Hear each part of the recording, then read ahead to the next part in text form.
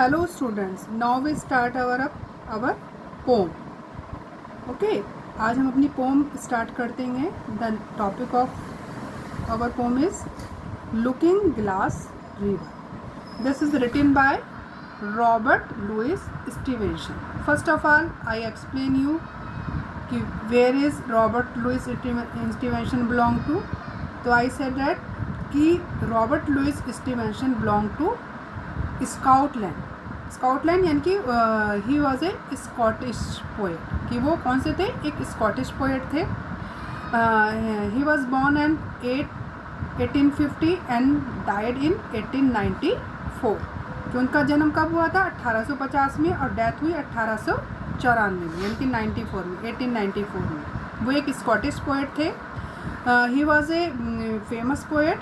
और उनके विषय में ये डिस्क्राइब किया गया है, जब वो ट्रैवल करते थे यानी कि कहीं भी यात्रा करते थे तो वो क्या करते थे कि वो किसी भी ट्रैवल करते हुए जो भी कोई चीज़ अच्छी चीज़ वो देखते थे वो उनकी पोम में डिस्क्राइब किया जाता था.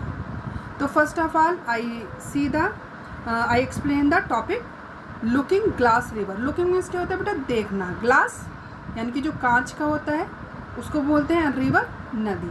तो यहाँ पर पोएट वांट टू से इन दिस पोएम दैट कि the river is so clean, कि वो रिवर इतनी ज़्यादा क्लीन थी कि वो ऐसे दिखाई दे रही थी जिसको बिल्कुल एक ट्रांसपेरेंट तरह से. तो इन this poem the poet describe the water movement, यानी कि जो वाटर मूवमेंट है इस पोएम में वो पोएट ने डिस्क्राइब किया गया है. Okay, now let us we start our poem. कि smooth it glides upon its travel, here a wimple there a gleam, O the clean gravel O the smooth stream.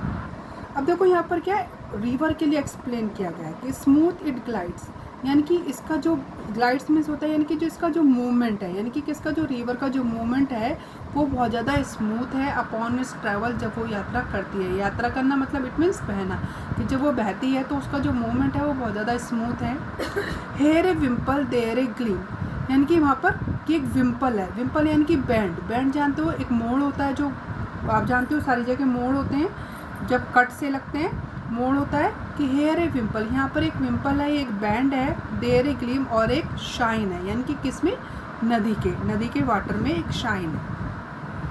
O the clean gravel O the smooth stream, कि the poet describe that कि the water is so clean, कि water जो है इतना ज़्यादा clean है कि उसके अंदर जो ग्रेवल है, ग्रेवल यानी कि जो छोटे छोटे जो स्टोन्स हैं वो बिल्कुल दिखाई दे रहे हैं. यानी कि जो वाटर है वो इतना ट्रांसपेरेंट है, इतना क्लीन है, इतना साफ़ है कि ओ द क्लीन ग्रेवल. तो वो उनको जो पोएट है उनको संबोधित करते हुए कहता है, एड्रेस करते हुए बोलता है कि ओ क्लीन ग्रेवल, कि वो जो स्टोन्स हैं वो बहुत ज़्यादा दिखाई दे रहे हैं. ओ द स्मूथ स्ट्रीम, और वो जो उसकी स्ट्रीम है यानी कि जो नदी है वो बहुत ज़्यादा स्मूथली बह रही है. Okay, now let us start our second paragraph. Sailing blossoms silver fishes, paven pools as clear as air, how a child wishes to live down there. Sailing means क्या होता है? बहना. ब्लूजम्स फ्लावर्स के लिए आता है. जो रिवर है उस पर जो क्या है, जो फ्लावर्स हैं वो क्या है? बह रहे हैं. सिल्वर फिशेस, और सिल्वर फिशेस है यानी कि जो पानी है वो इतना ज़्यादा वाइट है, इतना ज़्यादा वो है कि उसके अंदर जो फिशेस हैं सिल्वर, चांदी की जो है वो मछलियाँ नहीं हैं बेटा, उनका कलर सिल्वर सा दिखाई दे रहा है पानी के अंदर. तो सिल्वर फिशेस, जो फिशेस हैं वो सिल्वर की कलर की दिखाई दे रही हैं. पैमन पूल्स, पूल्स यहाँ पर जो नदी है, यहाँ पर देखो पहले उसको काफ़ी डिस्क्राइब किया गया है, उसमें स्ट्रीम बताया गया है उसके लिए. अब यहाँ पर रिवर के लिए पूल्स का यूज़ किया गया है. वो कि जो पूल्स है वो इतनी ज़्यादा पैवन है, वो ज़्यादा इतनी क्लीन है कि एज क्लियर एज एयर, की जितनी की हवा क्लियर होती है. यानी कि poet describe in this poem that कि the water of the pool is so clear like as clear is as air. How a child wishes, कि कैसे एक बच्चा वहाँ पर विशेस इच्छा ना करे टू लाइव डाउन देयर, कि वहाँ पर रहने की, कि एक बच्चा वहाँ पर क्या करेगा? रहने की इच्छा करेगा. तो क्या है, नदियों के उसमें पानी में फ्लावर बह रहे हैं, सिल्वर वाली जो फिशेस है वो दिखाई दे रही हैं, और वो इतनी ज़्यादा क्लियर है जितने की नदी का पानी, हवा इतना ज़्यादा क्लियर है, इतनी ज़्यादा क्लीन है जितने की एक हवा क्लियर होती है. और how a child wishes to live down there, और कैसे एक बच्चा वहाँ पर रहने की इच्छा कर सकता है यानी कि करता है। We can see our colored fishes floating on the shaken pool down in cool places, dim and very cool. तो इसमें देखिए कि we can see our colored faces, कि अब देखो there are many colour describes in the poem, कि जब अब कि पानी का कलर कभी ब्लू हो जाता है, कभी सिल्वरी हो जाता है, कभी कैसा ग्रीन सा हो जाता है, काई वगैरह जब नीचे रहती है, कुछ और चीज़ रहता है, तो उसी में बताया गया है कि we can see our coloured faces, कि जब पानी का रिफ्लेक्शन हमारे चेहरे पर पड़ता है तो लाइक दैट हमारा चेहरा भी वैसे ही कलर का नज़र आने लग जाता है। तो we can see our coloured faces, कि हम देख सकते हैं अपने कलर्ड फेसेस को फ्लोटिंग जो तैर रहे हैं ऑन द शेकन पूल उस पानी के मूवमेंट पर, यानी कि अब देखो पानी के जब हम पानी के ऊपर अपना चेहरा देखते हैं तो चेहरा हमारा क्या होता है, मूव होता नज़र आता है क्योंकि पानी हिलता है।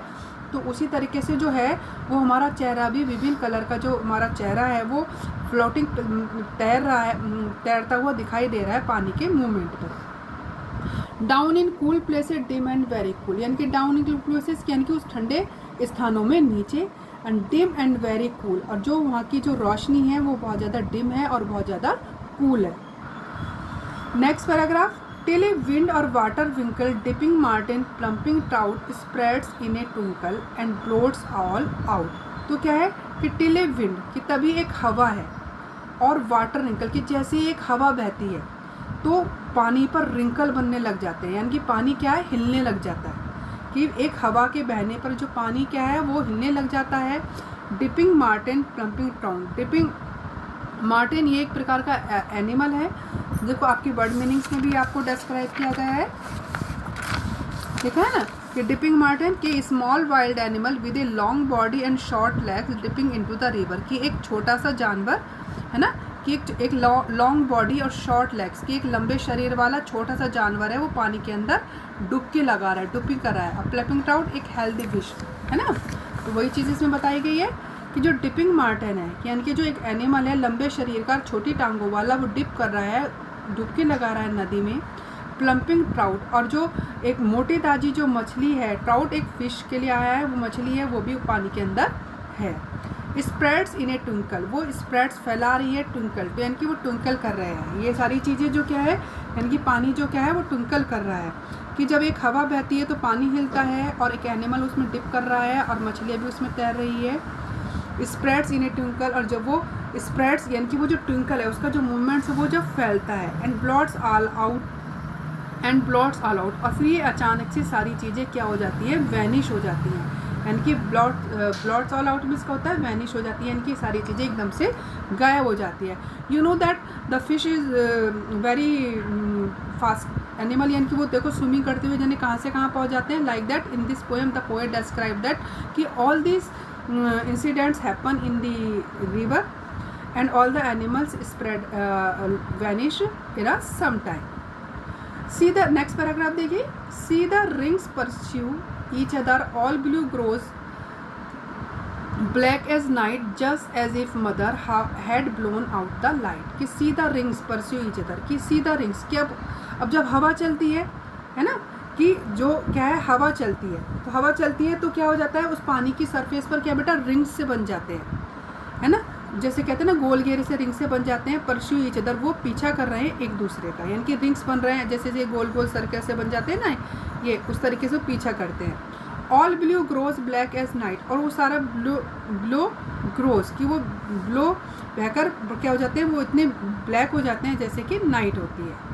Just as if mother had blown out the light, जैसे कि हमारी माँ मदर जो है वो लाइट बंद कर देती है, फिर वहाँ चारों तरफ अंधेरा अंधेरा हो जाता है, जो ब्लैक ब्लैक सा हो जाता है। Like that similar is here in this pome, है ना, तो यही चीज़ इसमें हुई है। नेक्स्ट है patience children just a minute see the spreading circles die the stream and all in it will clear by and by. तो patience, the poet address to the children that you have take some patience, कि तुम patience रखो, धैर्य रखो बच्चों। Just a minute, कुछ क्षण के लिए आप पेशेंस रखो। See the spreading circles die, तो सर्कल्स यहाँ किसके लिए आ रहा है, उन रिंग्स के लिए, यानी कि वो जो रिंग्स बने थे पानी के ऊपर वो उनके लिए कह रहा है। अब पोइट ने इसमें क्या कर दिया, सर्किल्स के, कि उस सीधा स्प्रेडिंग सर्किल्स, कि उस फैले हुए सर्किल्स को देखो वो मर जाएंगे। अब देखो circles are not a living beings, वो लिविंग बींग्स थोड़ा है, हमारे जीवित थोड़ा जो मर जाएंगे। But poet explain that in a own language that circles is disappear, time is disappear, hair is use disappear, कि यहाँ पर गायब हो जाएंगे, कि जो फैले हुए जो सर्किल हैं वो गायब हो जाएंगे कुछ देर में। The stream and all in it will clear by and by, by and by उनका मतलब सूनी, और वो जो स्ट्रीम है यानी कि वो जो नदी है वो फिर वापस से साफ हो जाएगी जल्दी ही। ऑल इन इट अपने आप में, कि वो जो नदी है वो अपने आप में तुरंत ही जल्दी ही साफ हो जाएगी, या वो जो सारे जो सर्कल्स हैं वो सारे रिंग्स हैं वो गायब हो जाएंगे। Okay, I hope you understand this poem very well. If you have any problem then you contact me. Okay, so you read this poem carefully